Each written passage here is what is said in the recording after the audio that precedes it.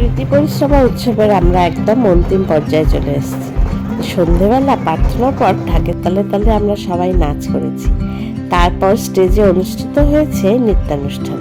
তো আমার নাচের গ্রুপ নাচ করেছে, খুব সুন্দর ওরা পারফর্ম করেছে। এরপরই স্টেজে উঠে গেল ধুবড়ি থেকে আগত ব্যান্ড।